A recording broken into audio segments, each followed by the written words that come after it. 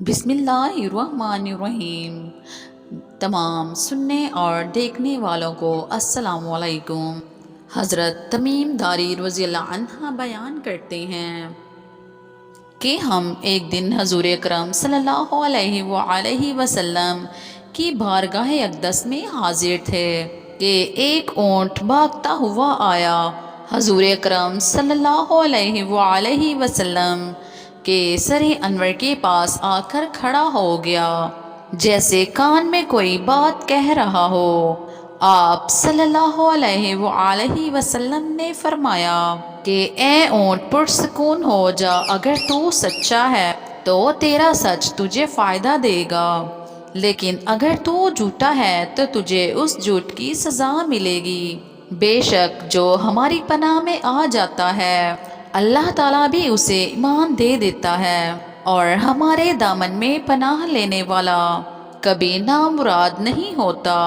ہم نے عرض کیا یا رسول اللہ صلی اللہ علیہ وآلہ وسلم، یہ اونٹ کیا کہتا ہے؟ آپ صلی اللہ علیہ وآلہ وسلم نے فرمایا، اس اونٹ کے مالکوں نے اسے ذبح کر کے اس کا گوشت کھا لینے کا ارادہ کر لیا تھا، سو یہ ان کے پاس سے بھاگ آیا ہے، اور اس نے تمہارے نبی صلی اللہ علیہ وآلہ وسلم سے مدد مانگی ہے۔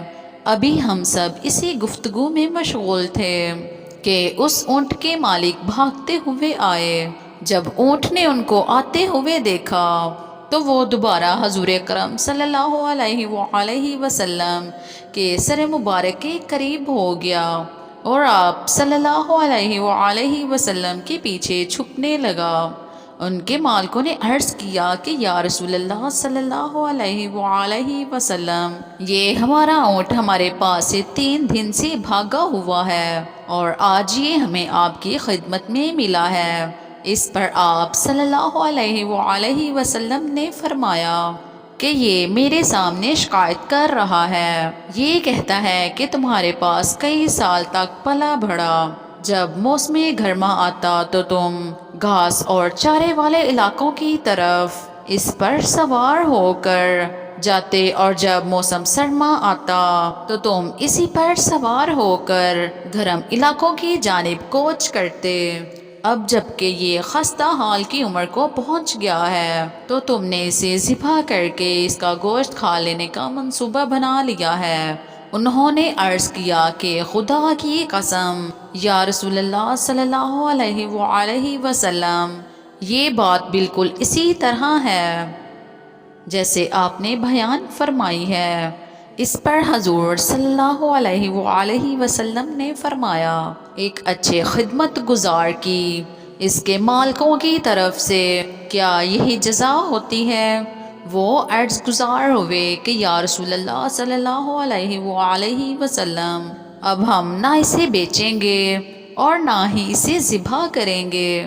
اس کے بعد آپ صلی اللہ علیہ وآلہ وسلم نے اس اونٹ کو ان سے 100 درہم میں خرید لیا، اور پھر فرمایا، اے اونٹ جا، تو اللہ تعالیٰ کی رضا کی خاطر آزاد ہے۔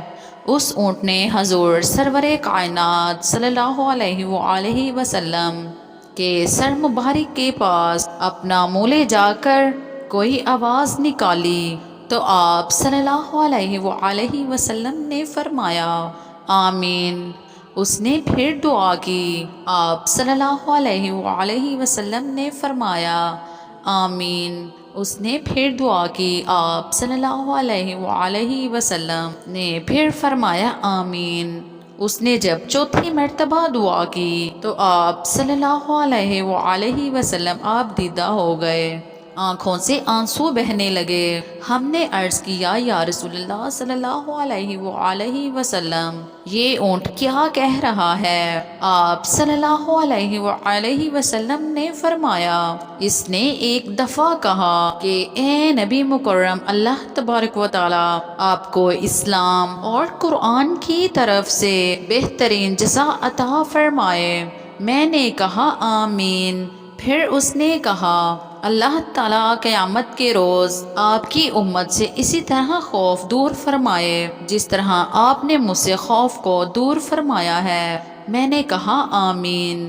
پھر اس نے دعا کی، اللہ تعالیٰ دشمنوں سے آپ کی امت کے خون کو اسی طرح محفوظ رکھے جس طرح آپ نے میرا خون محفوظ فرمایا ہے۔ اس نے پھر کہا، اس پر بھی میں نے کہا آمین۔ اس نے پھر کہا، اللہ تعالیٰ ان کے درمیان جنگ و جدال پیدا نہ ہونے دے۔ یہ سن کر مجھے رونا آ گیا، کیونکہ یہی دعائیں میں نے بھی اپنے اللہ تبارک و تعالیٰ سے مانگی تھیں، تو اس نے تو پہلی 3 دعائیں قبول فرما لی، آخری دعا سے منع فرما دیا۔ جبرائیل علیہ السلام نے مجھے اللہ تبارک و تعالیٰ کی طرف سے خبر دی ہے کہ میری یہ امت آپس میں تلوار زنی سے فنا ہوگی، جو کچھ ہونے والا ہے قلم اسے لکھ چکا ہے۔ پیارے مسلمان بھائیوں، نبی کریم صلی اللہ علیہ وآلہ وسلم کی حدیث مبارکہ آج بالکل سچ ثابت ہو رہی ہے۔ آج کے دور پر نظر دوڑائیں تو ہم دیکھتے ہیں کہ مسلمان کس طرح ایک دوسرے کے خون کے پیاسے ہیں، ایک دوسرے کو کس طرح قتل کر رہے ہیں، فرقے واریہ کے نام پہ ایک دوسروں کی جانوں کے دشمن بنے بیٹھے ہیں۔ جتنا نقصان مسلمان نے مسلمان کا کیا ہے، اتنا نقصان شاید کافروں نے مسلمانوں پر نہیں کیا۔